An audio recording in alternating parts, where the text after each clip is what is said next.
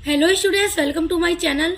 सो student, जैसा कि आपके बीए फर्स्ट ईयर के फर्स्ट सेमेस्टर में जो भी मेरे स्टूडेंट्स सोशियोलॉजी पढ़ते हैं यानी समाजशास्त्र, तो आज की वीडियो में मैं उनके लिए 15 मोस्ट इम्पॉर्टेंट टॉपिक बताने वाली हूँ एग्ज़ाम के लिए। जो भी न्यू बैच 2023-24 के स्टूडेंट हैं और उनका एग्ज़ाम होने वाला है अब, तो उनके लिए यह वीडियो है जो सोशियोलॉजी पढ़ते हैं अपने बीए के फर्स्ट सेमेस्टर में, जिसका टाइटल है समाज शास्त्र की बुनियादी अवधारणाओं का परिचय, introduction to basic concept of sociology.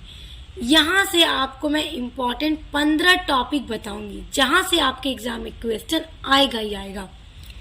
देखिए, न्यू बैच की क्लास स्टार्ट की थी मैंने आपके सोशियोलॉजी की, और 1 से लेकर 8 तक की सभी यूनिट्स पूरी कंप्लीट करा दी है।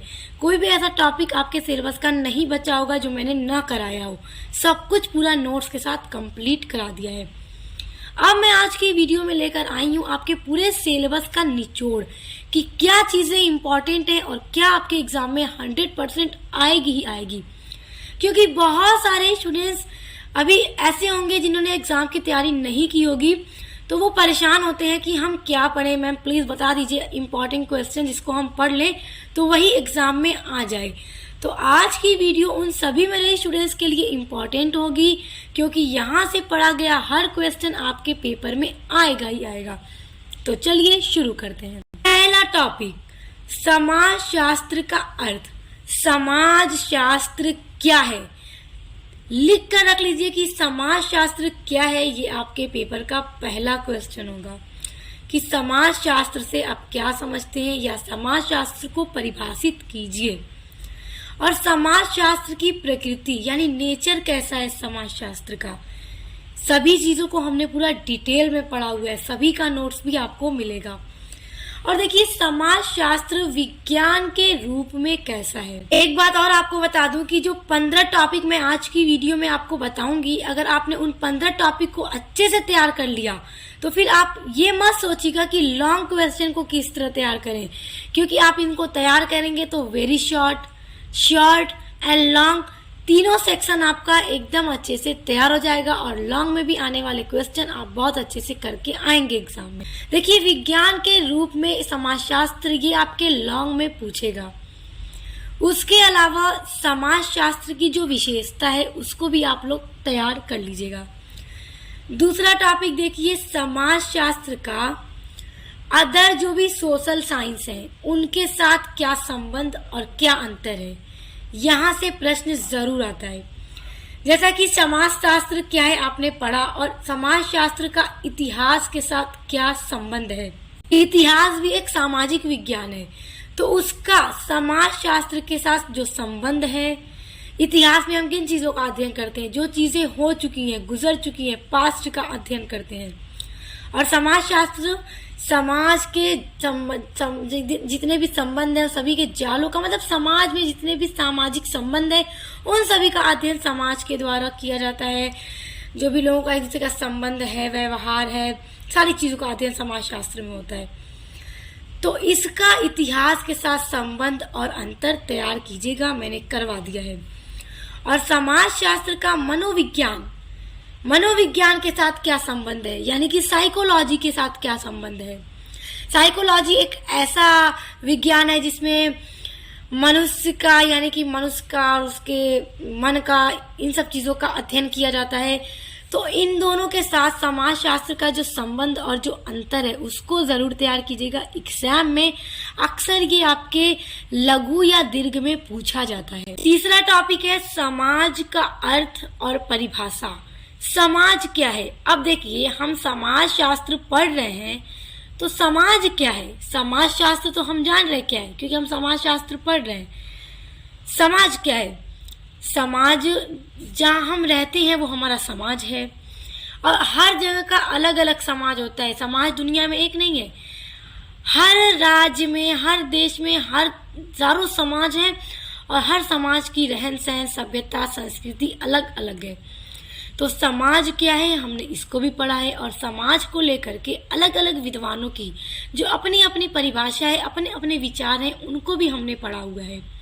सारी चीज़ें मेरे चैनल पर अपलोड है वीडियो, और समाज का आधार या तत्व क्या है, कि समाज का क्या आधार है, इसको भी हमने पूरा डिटेल में पढ़ा हुआ है। तो देखिए, अगर ये प्रश्न आपसे लॉन्ग में पूछेगा तो इस तरह से पूछेगा, ध्यान दीजिए। समाज का अर्थ स्पष्ट करते हुए समाज के आधार या तत्व का वर्णन कीजिए। लॉन्ग में प्रश्न इसी तरह से बनकर आएगा, ध्यान दीजिएगा। चौथा टॉपिक है आपका समुदाय, समिति और संस्था। देखिए, समुदाय क्या है, समुदाय की क्या विशेषता है, समाज के ये अलग अलग देखिए तत्व हैं, जैसे कि समुदाय क्या है, समिति क्या है, संस्था क्या है, सब पर हमने डिस्कस किया हुआ है, पूरा डिटेल वीडियो अपलोड है चैनल पर। और समिति का संस्था के साथ क्या संबंध और अंतर है, समुदाय के साथ समिति का क्या संबंध और अंतर है, और आखिर ये चीजें हैं क्या, तो पूरा डिटेल में आपको मिलेगा। देखिए, अति लघु में पूछता है समुदाय को परिभाषित कीजिए, समिति से आप क्या समझते हैं, संस्था क्या है, इसी तरह के प्रश्न आएंगे। और लॉन्ग में समुदाय का अर्थ बताते हुए, परिभाषा लिखते हुए समुदाय की विशेषताओं का वर्णन कीजिए, और इसी तरह के प्रश्न समिति या संस्था से भी बनकर आएंगे। तो देखिए, यहाँ पर आपको ध्यान ये देना है कि किस तरह से आपको अपनी 8 यूनिट तैयार करनी है, क्योंकि आपके 8 यूनिट से प्रश्न जरूर आएंगे, प्रश्न कहीं से भी नहीं छूटेगा। लघु में, दीर्घ में, अति लघु में प्रश्न 8 यूनिट से कहीं ना कहीं से आएंगे ही आएंगे। तो बस आपको इस तरह से पढ़ना है कि आपकी 8 यूनिट तैयार भी हो जाए और आपको बहुत ज्यादा परेशान होने की भी जरूरत ना पड़े कि हम पूरा एक एक वर्ड किस तरह से पढ़ें। देखिए, इन सभी चीजों को आप हल्का हल्का पढ़े रहेंगे, समझे रहेंगे ये होता क्या है, इसकी विशेषता एकदम अच्छे से समझा के पढ़ाई है मैंने। तो आप बस समझ लीजिए, वीडियो को एक बार देख लेंगे ना तो आप अच्छे से एग्जाम में लिख लेंगे, रटने की कोई जरूरत ही नहीं है। आप ना 5वां टॉपिक देखिएगा, ध्यान से देखिए, मानव और पशु समाज में अंतर। मानव का समाज और पशुओं के समाज में क्या अंतर है। अब देखिए, मैं आपको बताती हूँ, जिस समाज में हम रहते हैं, हम मानव हैं, हम जिस समाज में रहते हैं यहाँ सभी लोगों का अपना परिवार है, अपनी लैंग्वेज है, हम लोग अपने रिश्तेदारों के घर जाते हैं, बातचीत करते हैं, हम किसी भी दूसरे मनुष्य की भाषा को समझते हैं। जैसे कि अगर आप हमसे बात करना चाहते हैं तो हमारे पास अपनी भाषा है, आप अपनी बात को हमसे कहकर अपनी बात को समझा सकते हैं। हमारा रहन सहन है, हमारी संस्कृति है, हमारे कल्चर हैं, अलग अलग धर्मों के अलग अलग रीति रिवाज हैं, अलग अलग मान्यताएं हैं। पशुओं का समाज इस तरह का नहीं होता। देखिए, पशुओं के पास कोई सभ्यता नहीं है, कोई संस्कृति नहीं है, और न ही अपनी कोई भाषा है कि एक पशु दूसरे पशु को अपनी भाषा में कोई बात कह सके और अपनी बात को समझा सके कि मैं ये कहना चाहता हूँ या कहना चाहती हूँ। तो ये पशु का समाज है और मानव का समाज कैसा है मैंने आपको बताया। तो अब इन दोनों के समाज में क्या अंतर है, देखिए जो अंतर है ना उसको भी मैंने कराया हुआ है। जैसे पशुओं के पास कोई संस्कृति नहीं है, मानव के पास संस्कृति है, अपना रहन सहन है, कल्चर है, अपनी भाषा है। पशुओं के पास कुछ भी ऐसा नहीं है। तो इनके बीच में जो अलग अलग पॉइंट है ना अंतर के, सभी को मैंने डिस्कस किया हुआ है, सभी का नोट्स भी आपको मेरे चैनल पर मिलेगा। तो देखिए, मैं डिस्क्रिप्शन बॉक्स में मैं आपको सोशियोलॉजी के प्लेलिस्ट की लिंक दे दूंगी। आपकी 8 वीडियो के पूरे टॉपिक आपको मिलेंगे यूनिट के। अब ध्यान दीजिए, 6वां टॉपिक है परिवार। परिवार क्या है? परिवार कौन नहीं जानता क्या है, हम सभी परिवार में रहते हैं, हम सभी का परिवार है। तो परिवार क्या है? परिवार वो है जहाँ पर माता और पिता यानी कि एक पुरुष और एक महिला जिनका विवाह हुआ हो, जिनके विवाह को समाज द्वारा स्वीकार किया गया हो, जहाँ माता पिता और उसके अविवाहित बच्चे रहते हैं और यौन संबंधों से जो बच्चे पैदा होते हैं, जो संतान पैदा होती है, तो वही रहते हैं। यानी कि जिस घर में माता पिता और उनके अविवाहित बच्चे रहते हैं वो परिवार कहलाता है। बस सिंपल सी बात है, बस आपको इसको अपने लफ्जों में, अपने शब्दों में बनाकर लिखना है, क्योंकि इन सब चीज़ों को रटने की तो कोई ज़रूरत है ही नहीं। अब परिवार की क्या विशेषताएं हैं, परिवार की विशेषताओं पर भी हमने चर्चा की है, पूरा डिस्कस किया है। परिवार कितने तरह का होता है? एकल परिवार होता है, यानी कि अलग अलग परिवार होता है। जॉइंट फैमिली सिस्टम होता है जहाँ पे 3 पीढ़ियाँ एक ही छत के नीचे रहती हैं, उनका एक ही रसोई घर होता है, एक ही भंडार गृह होता है। और जो आर्थिक, जैसे कि जहाँ पे पैसे रखे जाते हैं, जो यहाँ से मतलब जैसे परिवार के जो भी मर्द हैं, जो पुरुष हैं, कमा कर लाते हैं तो अपने जो पैसे इकट्ठा होते हैं वो एक ही जगह पे होते हैं, अलग अलग नहीं, मिलकर परिवार के बच्चों का पालन पोषण होता है, वो संयुक्त परिवार है, जॉइंट फैमिली है। तो बस इन्हीं सब चीज़ों के बारे में आपको लिखना है। अब देखिए इसी में दूसरा देखिए टॉपिक है नातेदारी का महत्व। देखिए नातेदारी पहले समझते हैं क्या है। तो नातेदारी भी मैंने आपका कराया हुआ है, सभी आपके सिलेबस में है। तो यूनिट नंबर 4 में आपका नातेदारी आता है, परिवार आता है, ये सभी। देखिए नातेदारी से अगर हम समझे कि नातेदारी क्या है, तो देखिए कोई भी मानव समाज में अकेला नहीं होता, वो हर तरफ से मतलब लोगों से घिरा हुआ है, लोगों से घिरा हुआ होता है और इस अनेकों लोगों से वो रोजाना मिलता है, जिससे उसके संबंध होते हैं, कोई ना कोई संबंध, जैसे मित्र हो गया, दोस्त हो गया, पड़ोसी हो गया, अलग अलग लोग। लेकिन नातेदारी में जो सबसे करीबी लोग होते हैं, संबंध जो होता है वो होता है एक रक्त के आधार पर, और दूसरा होता है विवाह के आधार पर संबंध। ये संबंध मनुष्यों के ज्यादा नजदीक होते हैं।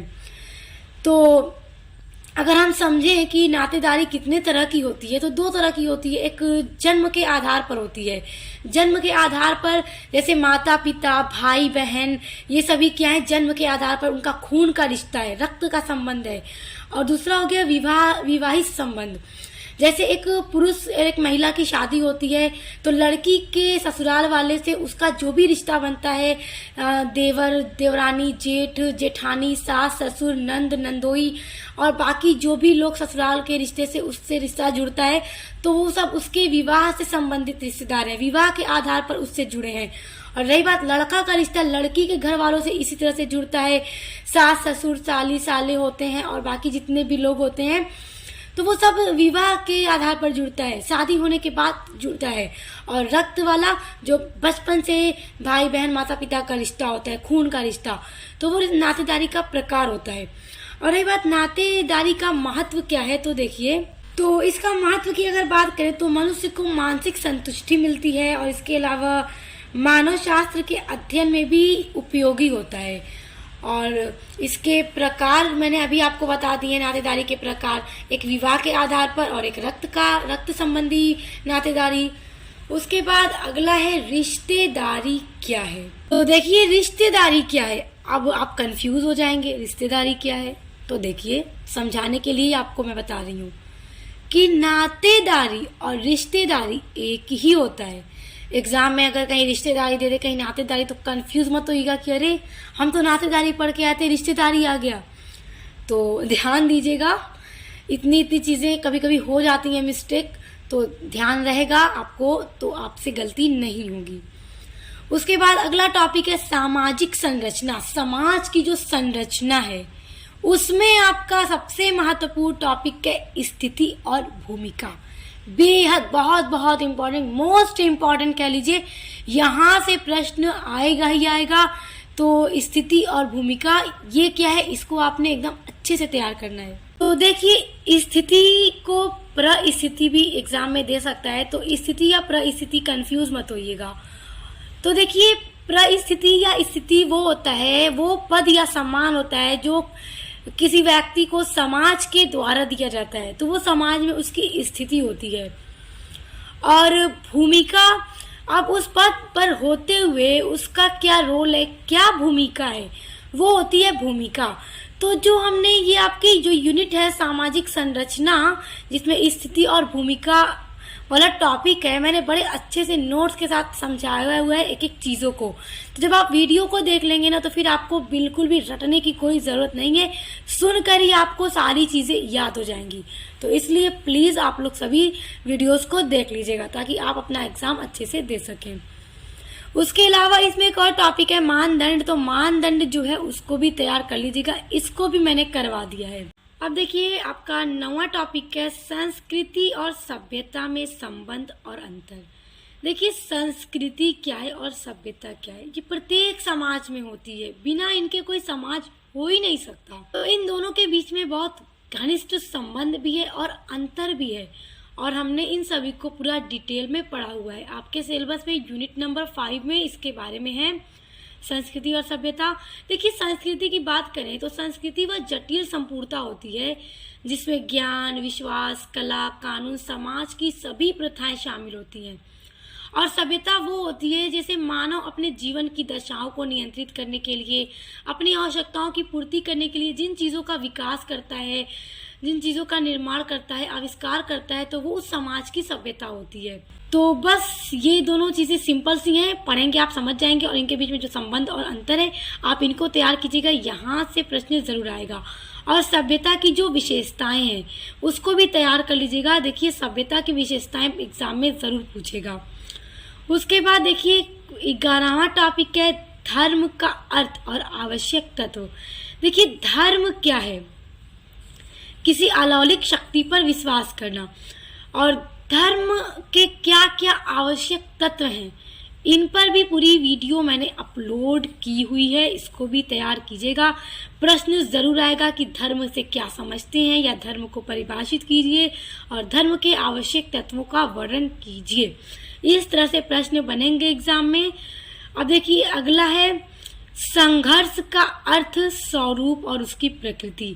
संघर्ष का जो अर्थ है आप उसको जरूर तैयार कीजिएगा, जरूर एग्जाम में आएगा। और संघर्ष की जो परिभाषा है विद्वानों के अनुसार मैंने उसको भी करवा दिया है। और उसका जो स्वरूप है तो विद्वानों के अनुसार इसके अपने अलग स्वरूप है, तो इनको मैंने करवा दिया है, और इसकी प्रकृति को भी मैंने करवा दिया है। तो आप देख लीजिएगा एग्जाम में, यहाँ से आपके शॉर्ट में, लॉन्ग में कहीं ना कहीं प्रश्न आपको देखने को जरूर मिलेंगे। अगला है 13वां टॉपिक है आत्मसात क्या है। देखिए, यहाँ पे 3 टॉपिक मैं आपको बता रही हूँ 13वें टॉपिक में। एक आत्मसात, एक प्रतिस्पर्धा और एक आकलन। आत्मसात क्या होता है कि किसी भी समाज की संस्कृति को अपनी संस्कृति में शामिल करना, मतलब उसमें थोड़ा सा घुल मिल जाना, तो उस तरह की चीजों को आत्मसात कहते हैं। प्रतिस्पर्धा जो समाज में कंपटीशन होता है, मतलब कंपटीशन भी देखिए कई तरह का होता है। कुछ कंपटीशन जैसे कुछ लोग क्या है, जब कोई भी कंपटीशन में पार्टिसिपेट कर रहे हैं, ज्यादा से ज्यादा लोग हैं, तो हर किसी का यही उद्देश्य है कि वो इस कंपटीशन का विजेता बने। अब फिर चाहे उसको अपने हितों के लिए दूसरों के हितों को कष्ट क्यों ही ना पहुंचाना पड़े, दूसरों को तकलीफ क्यों ही ना देनी पड़े, तो वो देने को तैयार है, मगर वो खुद को विजेता मतलब साबित करेगा, मतलब खुद को जीतेगा। तो प्रतिस्पर्धा जो समाज में कंपटीशन होता है उसके बारे में है। और आकलन भी हमने पढ़ा हुआ है। इन सभी चीज़ों पर आपको पूरा डिटेल में वीडियो मिलेगा, एक एक टॉपिक इन पर पूरा डिस्कस किया हुआ है, इनकी परिभाषा, इनका अर्थ, इनकी विशेषता, सब कुछ पढ़ाया हुआ है। अब देखिए 14वां टॉपिक है सामाजिक स्तरीकरण। सामाजिक स्तरीकरण का मतलब है कि देखिए हम सभी समाज में रहते हैं, समाज में एक तरह के जाति के लोग, एक तरह के धर्म के लोग नहीं रहते, अलग अलग जाति के लोग रहते हैं। ऊंच नीच, ऊंची जाति, नीची जाति, वो होती है स्तर, मतलब कि समाज में एक जाति का स्तर बनता है, ऊंच नीच का स्तर, भेदभाव, ऊंची जाति वाले नीची जाति वाले को अपने से मतलब खराब समझते हैं, अछूत समझते हैं, मतलब ऐसा होता है समाज में, देखने को मिलता है। अभी बहुत सारे इलाकों में ऐसा होता है, तो वो स्तरीकरण होता है। तो इन पर भी वीडियो बनाई हुई है, इसका अर्थ और इसके जो भी प्रकार हैं पूरा मैंने समझाया हुआ है, तो आप उसको भी देख लीजिएगा। उसके बाद अगला टॉपिक है सामाजिक गतिशीलता। तो सामाजिक गतिशीलता वाला टॉपिक भी बहुत इम्पोर्टेंट है, और सामाजिक गतिशीलता को भी मैंने समझा दिया है, पूरा नोट्स आपको मिलेगा। देखिए यहाँ से भी आपके एग्जाम में जरूर प्रश्न आएगा। तो ये 15 जो टॉपिक मैंने आपको बताए हैं, आपकी 1 से लेकर 8 तक की यूनिट का पूरा निचोड़ है। और स्टूडेंट्स देखिए, आप लोग बस इतने 15 टॉपिक को पूरा डिटेल में वीडियो देखकर पढ़ लीजिए, बस फिर आप समझिए कि आपका सोशियोलॉजी का अति लघु, लघु और दीर्घ सभी प्रश्न, चाहे एग्जाम में कोई भी प्रश्न आ जाए, यहाँ ही से तो आएगा। तो आप ऐसा नहीं होगा कि आपको पेपर देखकर अपनी खुशी ना हो, आप देखकर बस यही कहेंगे अरे वाह मुझे तो सब आता है, फिर आप फटफट अपने सभी आंसर को लिखेंगे और आपका एग्जाम बहुत अच्छा जाएगा। और स्टूडेंट्स इसी तरह से आपके जो भी अदर फर्स्ट सेमेस्टर के सब्जेक्ट हैं, जैसे इंग्लिश लिटरेचर हो गया, पॉलिटिकल साइंस हो गया, फिजिकल जियोग्राफी हो गया, मेडिवल हिस्ट्री हो गया, इन सभी के भी सब्जेक्ट के मॉडल पेपर की वीडियोस मैं अपलोड कर रही हूँ, तो उन सभी के लिए भी चैनल पर विजिट कीजिए। उन सभी की भी क्लास जो है 1 से लेकर 8 तक यूनिट्स की कंप्लीट हो गई है, तो एक बार विजिट कीजिए, पसंद आया तो लाइक कीजिए, कमेंट कीजिए एंड सब्सक्राइब करके बेल आइकन को प्रेस कर लीजिए, ताकि आने वाले वीडियोस के नोटिफिकेशन आपको मिलते रहें। तो अब मिलते हैं नेक्स्ट वीडियो के साथ।